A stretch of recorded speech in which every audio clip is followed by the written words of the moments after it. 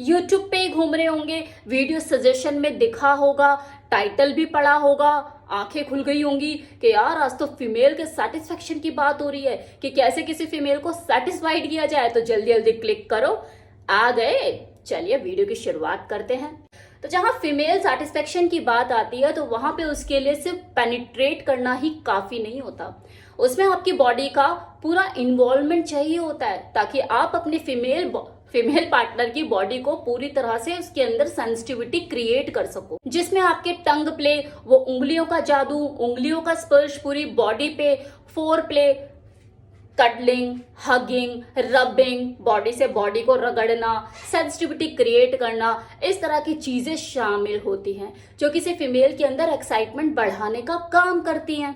जिस तरह से किसी मेल के पीनस को टच करने से, स्पर्श करने से उसके टॉप पर सबसे ज्यादा उसको सेंसिटिविटी महसूस होती है और वो जल्दी अराउज होता है और रेडी हो जाता है सेक्स के लिए, सेम उसी तरह से फीमेल बॉडी में भी एक सेंसिटिव ऑर्गन मौजूद होता है। वैसे तो 9 सेंसिटिव अंगों से उसकी बॉडी भरी हुई है, लेकिन फिर भी एक वो सेंसिटिव अंग होता है जो ज्यादातर लोगों को पता नहीं होता और वो उसे अनदेखी कर देते हैं, और वो होता है क्या? क्लिटोरिस, जो कि इसकी वजाइना में ही स्थित होता है। कई बार मैं अपनी वीडियो में इस सेंसिटिव ऑर्गन की बात कर चुकी हूँ। जब इसके साथ आप टंग प्ले करते हैं, हाथों का स्पर्श करते हैं, उसके साथ प्ले करते हैं तो उसे सबसे ज्यादा सेंसिटिविटी महसूस होती है, बिल्कुल वैसी ही संवेदनशीलता जैसे किसी मेल को उसके पीनस पे टच करने से होती है, क्योंकि 8000 से भी ज्यादा सेंसिटिव नर्व्स वहां पर आकर मिलती हैं।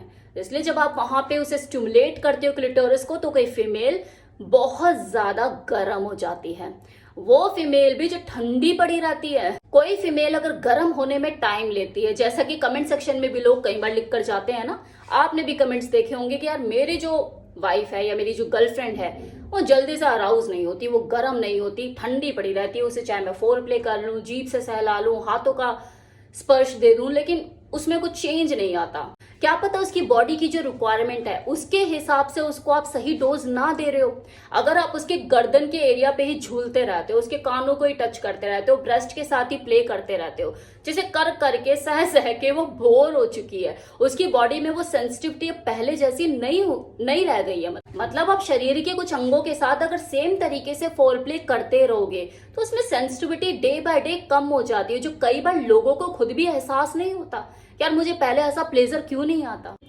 लोअर बॉडी में भी तो काफी चीजें हैं, वो सिर्फ पेनिट्रेशन का माध्यम भर थोड़ी ना है। आपने वहां पे उंगलियों का स्पर्श किया, उसके क्लिटोरिस के साथ कभी प्ले किया, ये तो 100% काम करता है। अच्छी से अच्छी ठंडी औरत को भी झट में गर्म कर देता है। क्या आपने उसके साथ वो क्लिटोरिस स्टिमुलेशन, ये सारी चीजें करी, उसको वहां पे टच किया, वो स्पर्श किया, उसको स्टिमुलेट किया? किसी पुरुष का सेटिस्फेक्शन उस केंद्र बिंदु के इर्द गिर्द उस होल में है, लेकिन एक फीमेल का सेटिस्फेक्शन फोर प्ले, उससे मिलने वाले प्लेजर में है, वो कडलिंग, वो हगिंग, वो एक्साइटमेंट, इन सारी चीजों में है। और ये बात अगर किसी पुरुष को समझ में आ जाए तो उसके लिए कोई बहुत बड़ी जंग नहीं रह जाती किसी फीमेल को सेटिस्फाइड करना। ये सोच रहे होंगे तो फिर क्या पेनिट्रेशन का महत्व किसी फीमेल के लिए है ही नहीं? भाई है, बिल्कुल है। जब उसकी एक्साइटमेंट का लेवल परवान चढ़ता, वो चरम सीमा को टच करती है, वहां पहुंचती है, तो अपने आप को जकड़न से ढीला करने के लिए, आजाद करने के लिए, खुद को रिलैक्स फील करने के लिए उसे वो पेनिट्रेशन की जरूरत पड़ती है, तभी तो वो प्रवेश करवाती है। भाई कोई फीमेल बॉडी 25 से 30 मिनट तो खुद को खुलने में ही लेती है, और किसी किसी फीमेल में ये अवधि 25 से 45 मिनट भी हो सकती है। जब तक वो पूर्ण रूप से रेडी नहीं हो जाती, तैयार नहीं हो जाती, तब तक वो, उसका जो शरीर है वो लिंग प्रवेश की अनुमति नहीं देता। हाँ, आपको जल्दी है, आप मचले हुए हैं, आपसे रहा नहीं जाता, तो आप जोर जबरदस्ती करके आप करने दे, आप वो लिंग प्रवेश कर सकते हो, जिसमें हो सकता है कि आपकी पार्टनर मना ना करे, लेकिन उसे पूर्ण सेटिस्फेक्शन नहीं मिल पाएगा। तो जब तक आपकी फीमेल पार्टनर खुद से ये निवेदन ना करे कि उसे चाहिए, तब तक आप जल्दबाजी ना करें, सब्र रखें। अब वो निवेदन पता कैसे लगे भाई? उसके एक्सप्रेशन बोलते हैं, उसकी आंखें बोलती हैं, उसकी आवाजें बोलती हैं कि yes this is a right time, अब उसे चाहिए। सेक्स को बढ़िया और मजेदार बनाने के लिए फीमेल पार्टनर का भी पूरा सहयोग करना जरूरी होता है। ये सिर्फ मेल पार्टनर के बस की बात नहीं कि वो खुद से ही एफर्ट करता रहे और सेक्स बढ़िया हो जाए। तो उसमें कहीं ना कहीं एक फीमेल की कंफर्ट का भी ध्यान रखना पड़ता है और उसकी रजामंदी भी शामिल होती है और उसे खुद भी ये समझ होनी चाहिए कि आखिर संभोग है क्या। आज भी कितनी ऐसी फीमेल हैं जो कि उनके नीचे अगर हाथ लगा हो तो वो शर्माती है, झिझकती है, पूरे कपड़े पहनकर सेक्स करती है, बस नीचे का खोल देती है। ये वही फीमेल होती हैं जो सेक्स के महत्व से अनजान होती हैं, फोर प्ले में अपनी वो पूरी रुचि नहीं दिखाती, वो शर्म और झिझक में मरे चली जाती है। फिर जब टाइम निकल जाता है और उनकी समझ बुद्धि विकसित होती है, उन्हें पता लगता है कि सेक्स क्या है, तब तक बच्चे बड़े हो चुके होते हैं।